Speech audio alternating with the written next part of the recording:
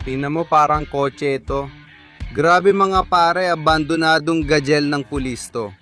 Tara, balik ta rin natin. Ay grabe to, wala namang laman dito, parang ordinaryong gazelle lang, yun lang. Nasaan na yung pera? Ano to? Prank ba to? Kamusta sa lahat? Ako nga pala ulit si Vyacheslav Ismailov o VYA. At ito ay isang napaka-urgent na balita. Ngayon, kailangan kong hanapin ang isang abandonadong pulis na gazelle. Ang lahat ng meron ako ay mga coordinates kung saan matatagpuan ang abandonadong gazelle na ito. At ilang impormasyon, mga litrato ng gazelle na ito. May kwento na maaring may pera doon. At kailangan kong magmadali. Mama Tol, kung hindi malinaw sa inyo ang nangyayari at gusto nyong malaman ang pinagmulan ng impormasyon, panuurin nyo lang ang videong ito para maintindihan lahat. Ngayon, kailangan ko ng gumalaw. Kung tama ang mga koordinatang nakuha ko sa nakaraang video, dapat nasa paligid lang ang abandonadong pulis na gazelle. Pero wala pa akong nakikita. Kailangan ko pang magpatuloy sa paghahanap at magmadali.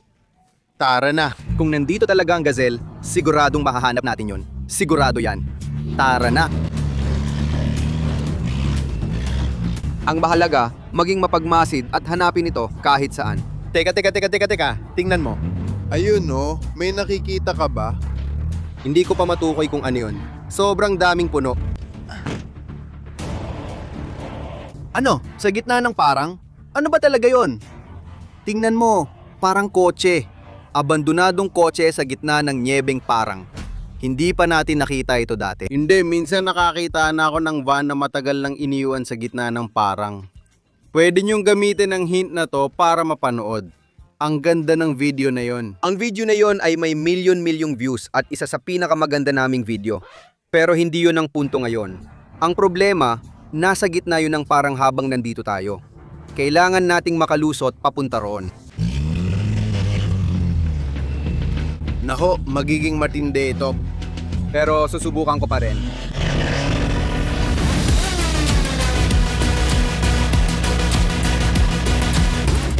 Naku, mas mahirap ito kaysa sa inaakala. Pero malapit na tayo. Ayun na, yung gazelle.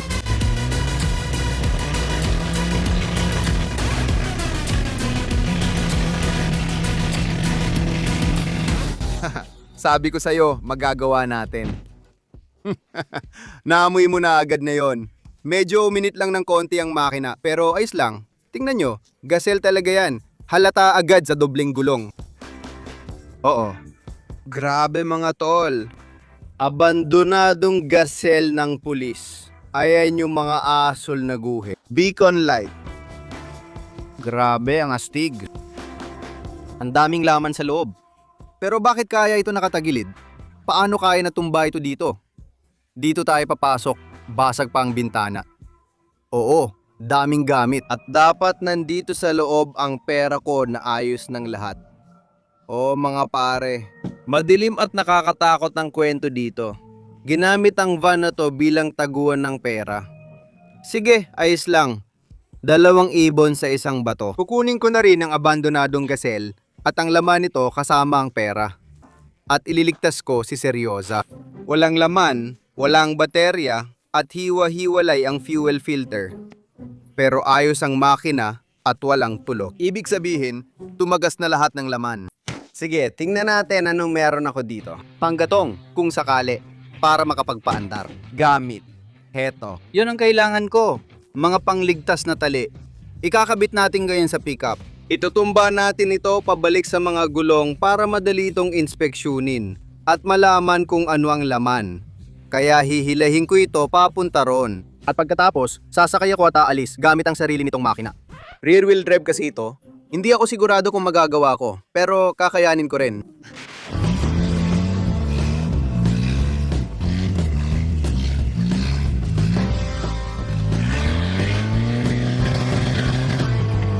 Perfecto. Kailangan ko ngayong isipin kung saan ko ikakabit ang strap na ito. Pick up ang gamit, itutumba lahat. Iilayin natin sa may gulong. At dito dapat gumana. Sa teorya, hindi ako sigurado, pero dapat gumana. Sige, subukan natin.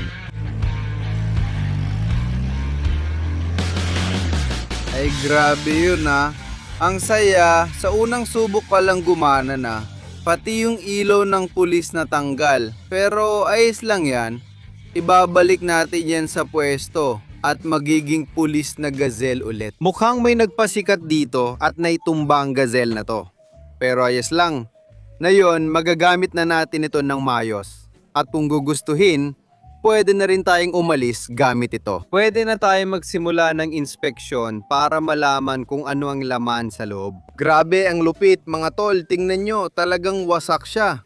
Kalat-kalat ang mga bubog ng salamin.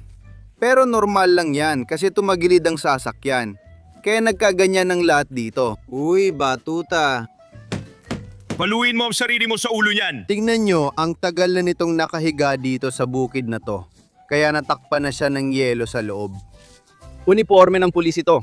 Tingnan mo, kagawaran ng panloob ng mga gawain, may utos at ebidensya dito. May mahalagang materyales.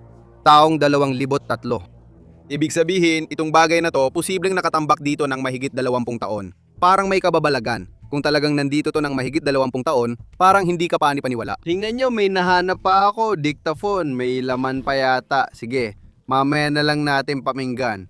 Baka may mga kwento doon tungkol sa iba't ibang krimen o tungkol sa mga mania. Yung mga hinahanap noon at baka dinala gamit ang gazelle na to. Grabe, nasaan na kayang pera parang hindi ko na maintindihan. Ano to? Mapa. Astig. Sobrang luma na nitong mapa. Ang cool. Garahe 600 at 646 daw ito. Saan na ang pera? Grabe. Dapat meron dito. Anong kalokohan to? Ang sasakyan sobrang wasak at sira na. Kailangan ko ng pera para mailigtas si Sir Yoga. Kailangan ko rin talaga ng pera. Pero wala talaga ang kahit ano dito. Ordinaryong gazelle lang to. At yun na. Grabe, oo, nasaan na ang pera? Paano ba buksan ng flashlight? Sige. Oh, baka sakali makita ko ang pera. Ewan ko lang. Silawan ko kaya, baka may nakatago kung saan. Hindi ko alam. Ayun, yun pala. Hindi, wala talagang kahit ano. Siguro, tanuin ko na lang yung mga subscribers mamaya. Oo. Ipopost ko lahat to sa Telegram channel ko. Kukunan ko ng litrato, ngayon na, at ipopost ko para sa inyo. Baka sakaling may mapansin kayo. Hindi ko alam, pero pipikturan ko na lang lahat ng makita ko. Okay lang, may ginagawa naman. Ipapadala ko ito ngayon. Anong tunog yon? Anong tunog yon? Hindi ko maintindihan. Anong tunog yon? Ano? Sino yan? May tao doon! Anong kalokohan to? Anong nangyayari? Sino? At sino naman itong matapang dito? Sino to, Lintik? Sino siya? At matapang ka dahil pumunta ka rito. Oh, ano yan? Oh, mapa. May markadong garahe. Hindi. Hindi mo yan kailangan. Sandali, hindi ko maintindihan. Sino ka? Anong garahe yan? Malalaman mo rin lahat na yon. Ano malalaman ko ngayon? Ha! Ipapakita ko sa'yo ngayon ang isang magic trick. Anong ginagawa mo? Ano pa bang kalokohan yan? Sa totoo lang. Susunugin ko siya. Lahat ay nasusunog sa asul na apoy. Tandaan mo yan, garahe. Anong kalokohan ang nangyayari dito? Mapa. Ano to? Prank ba to? O ano ba talaga yon? Hoy, payaso. Payaso? Nasaan ang pera? Nasaan ang payaso? Saan siya napunta ngayon? Anong ibig sabihin nito? Ano to? Pinaglalaruan ba ako? Wala akong oras para dito. Buisit. Tara, maghanap tayo ng pera. Bakit mo ako kinukunan ng video? Wala akong maintindihan. Ang dami dito mga papel, iba't ibang dokumento, mga utos. Sobrang daming iba't ibang mapa. Sobrang dami talaga. Pero kung bakit ito ang sinunog niya? At ngayon, ito na ang hindi na natin magagamit. Hindi ako pwedeng bumalik na walang dala. Oo, naalala ko na. Meron naman akong voice recorder. Baka pwedeng pakinggan natin at malaman kung ano ang nakarecord doon. Sino ang nakakaalam? Baka nandun ang paliwanag tungkol sa demonyong payaso na yon. Baka isa siyang maniac. Baliw na mamamatay tao na tinanggap ng gazelle dito noon pa. Siya ang nagpatumba dito. Baka malaman na natin ngayon. Nagsisimula na ako makalimot sa lahat. Pero hindi naman yon ganun kahalaga. Naririnig niyo ba? Iyon ang boses ni Lolo Vovan. Lumalala na ang mga pag-atake ng demensya niya. Lagi ako nakakalimot. Sinabi niya sa sulat tungkol sa demensya, Oo, pero hindi naman yun malaga. May mga siraulong nagsimulang magmanman sa akin. Lagi ko silang naaamoy at nakikita. Iniisip nilang maluloko nila ako. Oo, sinusundan siya. Alam na natin lahat yan. Nasaan ang pera? Napasya akong itabu lahat ng pera pira-piraso. Pira-piraso? Ang malaking bahagi ay itinago ko sa garahe 666. Garahe 666. Ang malaking bahagi ay nasa garahe 666. Lintik. Ang malaking bahagi ay nasa garahe 666. Lintik. Sandali, anong susunod? Dito sa inyo, sa gazelle, maliit lang ang bahagi. Sa lining ng gazelle. Pero ibig sabihin, dapat may piraso dito. Sa loob ng gazelle, sa ilalim ng balot. Sa loob ng balot. Sige, ayos. Ibig sabihin, may pera dito at sa garahe numero 666. Yung daan papunta doon ay sinunog ng tanga at siraulong pulis na payaso. Ibig sabihin, alam niya na may pera doon. Tama? Oo. Nagkakatugma lahat. At nagkakatugma lahat. Sige, Lolo Vovan. Hahanapin ko ang iniwan mong pamana. Huwag kang mag-alala. Mas grabe pa nabuksan ko. Tatanggalin natin lahat ng takib na to at hahanapin natin kung saan mismo ni Lolo Vovan itinatago ang piraso ng kanyang ipon. Lintik. Walang laman kahit saan. Ayun, bag. Hindi lang basta bag ito. Isa itong lagayan ng gamit ng pulis. Parang wala namang laman. Oh, may pera dito mga pare. Yun lang? Yun na ba lahat?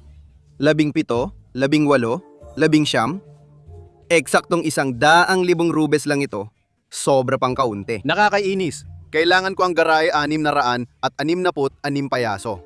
Lintik na payaso, nasaan ka? Alam niya yon, kaya sinunog niya ang tanging mapa ng garahe 666. Lintik. May iba pang mga mapa rito. Heto, baka makatulong. O ibang mga mapa lang pala ito. Lintik. Kailangan kong makarating sa garahe 600. 66. Nandun lahat ng pera, nandun lahat ng yaman.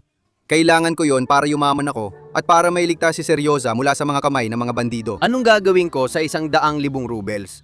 Hindi yan sasapat sa kahit ano. Taka, may nalala ko, Telegram. Ang Telegram channel ko, nasa description ng link. Siyang magliligtas sa atin mga tol. Tama, naalala ko na. Gumawa ako ng litrato para sa channel natin. Oo. Oh, Ito ang card. Kinuhanan ko ito ng litrato. Oh. Ayos. Pwede akong pumunta doon at kunin lahat ng pera. Pupunta ako doon gamit ang police van na to. Tama ba? Walang susi, wala ring baterya o iba pang kailangan. Pero lahat niyan ay nasa pickup ko. Mapapagana ako ito. Sandali, teka lang. Wala akong oras dito. Kung pupunta ako ngayon sa garahe, 666 gamit ang police van, baka mapahamak si Seryosa. Isang araw lang binigay nila, kaya may maliit akong plano. Ngayon, kailangan kong pumunta sa bodega at makipag-usap doon sa mga bandido tungkol sa isang bagay. tara na. Tanggalin natin lahat ito at pumunta sa bodega. Sige. Pagdating natin sa bodega, ayusin natin ang mga bandido na yan. Sana. Sayang naman, iniwan ko pa yung gazelle na abandonado sa gitna ng bukid. Pero sige na, mas mahalaga ang pagkakaibigan namin ni Seryosa. Kailangan nating subukang ayusin ang problema sa mga bandido na yan. Tara na, pero dahan-dahan lang tayo sa lahat ng gagawin. Uy mga Ginoo, mga pare, magandang araw, nandito na ako. Oh, dumating ka rin sa wakas. Akala namin, tatapusin na namin ang kaibigan mo. Tumahimik ka. Kailangan nating mag-usap tungkol sa isang bagay. Wala na tayong usapan. Nasa iyo ba pera? Dala ko ang pera, ayos lang, eto. Tanda, bilangin mo. Bakit ang tagal mo? Hindi mo ba mahalaga ang kaibigan mong yon? Mahalaga siya, ayos lang. Sipli, 100,000 lang to. Bakit ang konti niyan? Sandali. Pamariling ko na ang kaibigan mo ngayon. Oo, pakinggan mo, hindi pa yan lahat, hindi pa buo ang halaga. Hindi pa lahat. Malaki pa utang mo sa amin. Mga pare, nagdala ako ng 100. Hindi ko kayo niloko. Alam ko pa kung saan may pera. Bigyan niyo ako ng oras. Sige, bibigyan ba kita ng isang araw? Pero kung maglaloko ka pa sa akin, puputulin ko ang daliri niya. Hindi naman nakakatakot, daliri lang. Tumahimik ka una daliri, tapos kamay, at pagkatapos mawawala siya sa'yo habang buhay. Bibigyan kita ng isang araw. Ngayon, dumayas ka na rito. Sa madaling salita, sobrang gulo na naman. Hindi na naman ayon sa plano ang nangyayari. Pero, Pero buti na lang hindi nila ginagalaw si Sir Yoga. Ayos lang lahat. Tumitindi na ang tensyon. Ngunit alam natin ang lokasyon ng garahe. 666 at tiyak nandoon ang malaking pera ayon kay Lolo Vovan. Sige, gagawan ko ng paraan. Hahatiin ko ang pera, magtitira ako para sa sarili, at ibibigay ang natira sa mga siga. Sabay-sabing ibinigay ko lahat. Maganda ba plano? Komento nyo. Kahit ano pa ang mangyari, ilalabas lang ang susunod na video kapag nakaipon tayo ng 20,000 likes. Huwag kalimutang mag-like at mag-komento. Ako nga pala si Vyacheslav Ismailov o Via. Paalam muna.